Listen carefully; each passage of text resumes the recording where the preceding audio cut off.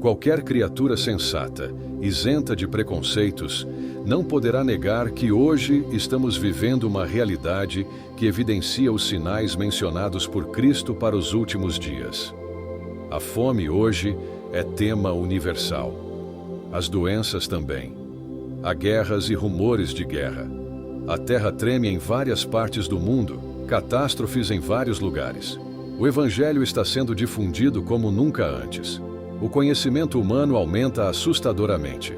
As riquezas são amontoadas no meio da mais extrema pobreza. Os tempos são realmente difíceis. Surgem profetas falsos e falsos cristos por toda parte. Israel já se estabeleceu na Palestina e está preparando aquela terra árida, em solo fértil, à espera do seu rei. O ecumenismo e outros movimentos estão preparando o terreno para dizerem paz e segurança, e logo sobrevirá repentina destruição. Tudo indica que o Senhor Jesus não tarda em vir. Os sinais se cumprem a toda hora. Em toda a Bíblia, não há exposição mais clara sobre o tempo do fim do que o 24º capítulo do Evangelho de Mateus. Trata-se da história contada pelo próprio Cristo acerca dos dias futuros. Não estamos nas trevas da ignorância sobre isso. O futuro foi desvendado e sabemos algo do que acontecerá. Jesus nos alertou através de vários sinais. Jesus, em seu sermão profético, deixou registrado os principais eventos futuros que se descortinarão sobre a humanidade. Ele enfatizou a necessidade da vigilância dos salvos, a espera do arrebatamento da igreja, a vinda de Jesus para os seus, ao dizer: por isso, estai vós apercebidos também, porque o Filho do Homem há de vir a hora em que não penseis. Mateus 24, verso 44. Jesus alertou para o surgimento de pessoas em seu nome, dizendo: eu sou o Cristo, e enganarão a muitos. É a velha tática do diabo, enganando a humanidade. Os falsos profetas estão por aí, e já previram a volta de Jesus para várias datas diferentes durante os anos. Ele advertiu que o dia e a hora de sua vinda ninguém sabe.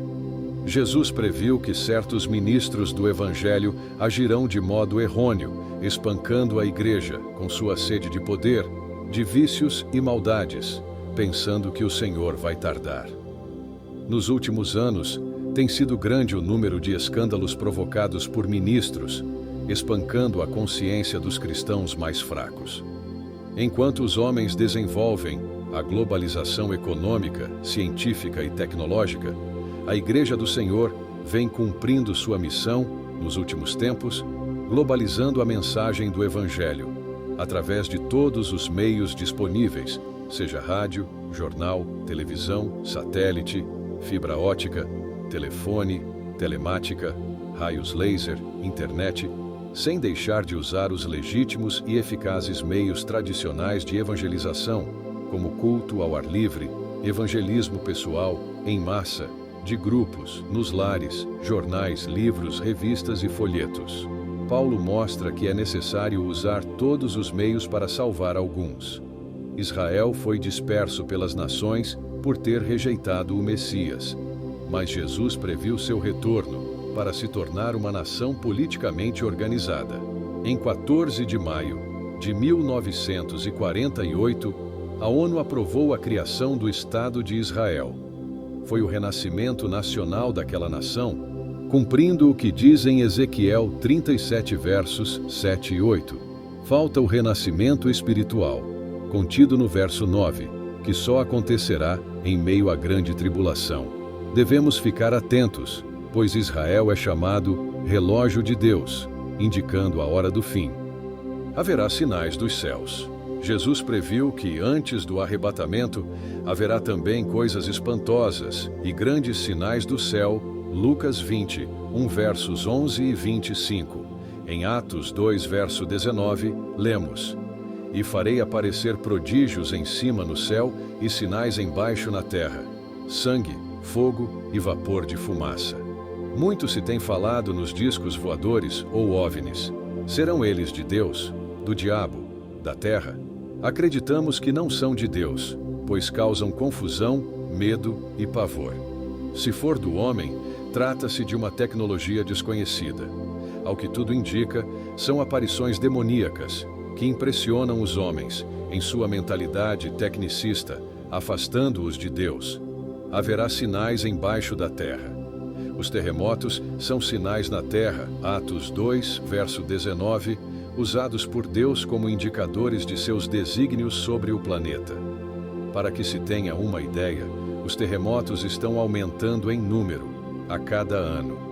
Entre 1901 e 1908, houve mais terremotos do que nos 19 séculos. Dados científicos indicam que, neste século, já houve mais de 1 milhão de terremotos em graus de intensidade diferentes.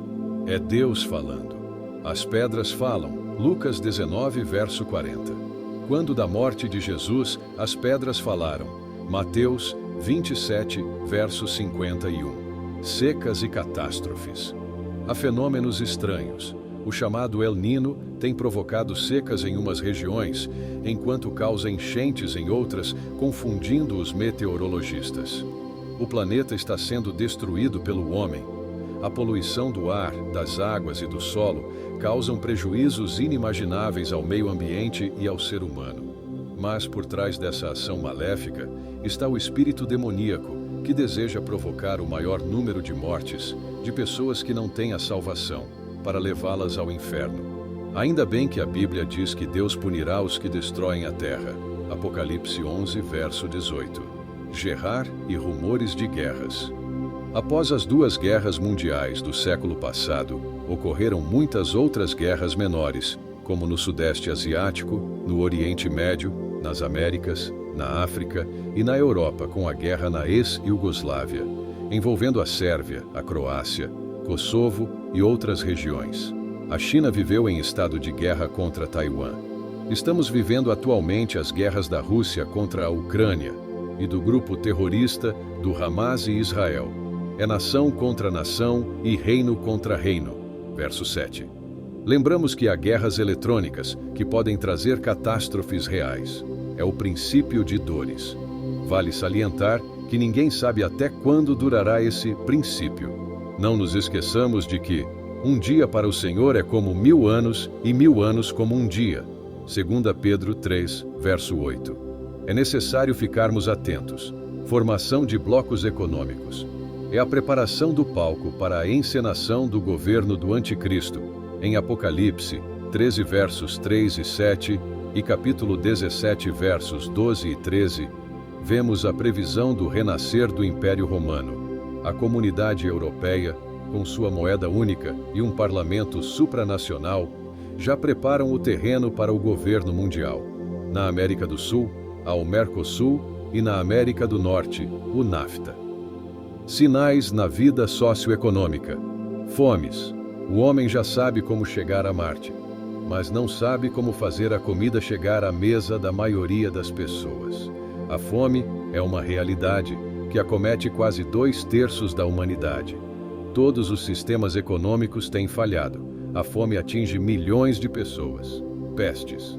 Em nosso país, doenças endêmicas, como a dengue, a tuberculose, o sarampo, o coronavírus e outras, estão aí apesar de todos os recursos da medicina. Na África, surgiu o vírus Ebola, de efeito tão devastador que mata uma pessoa em 24 horas. A AIDS, em português, Síndrome da Deficiência Imunológica Adquirida, já acomete milhões de pessoas, ameaçando propagar-se rapidamente por todo o mundo. Certamente, é sinal de que o fim está próximo. Fomes e pestes são juízo de Deus sobre os ímpios. Sinais na vida moral. Aumento da iniquidade, verso 12. Os homicídios, latrocínios, sequestros, estupros e outros atos de violência têm se multiplicado e aterrorizado as cidades, alimentados pelo tráfico de drogas, de armamentos, de prostituição, até de crianças. Mas iniquidade não é só a prática de violência e corrupção, é a falta de equidade. Muitos, mesmo se dizendo evangélicos, têm agido com iniquidade, praticando a injustiça contra os irmãos. Em consequência, o amor tem esfriado, como Jesus previu. Depravação, como nos dias de Ló. Como no tempo de Ló, a imoralidade se espalha. Em lugar do casamento, da família tradicional, prega-se abertamente outros tipos de união, tais como produção independente, em que uma mulher se junta com um homem, que faz o papel apenas de reprodutor, sem que se casem, para ter um filho. Homossexuais e lésbicas têm o apoio legal para suas práticas, condenadas pela Bíblia, mas será severo o juízo de Deus sobre esse comportamento social. Os ensinos de Jesus são um alerta solene sobre a natureza, a forma e o tempo em que ocorrerá a sua vinda, quando os mortos ressuscitarão e os vivos serão transformados para encontrá-lo nos ares.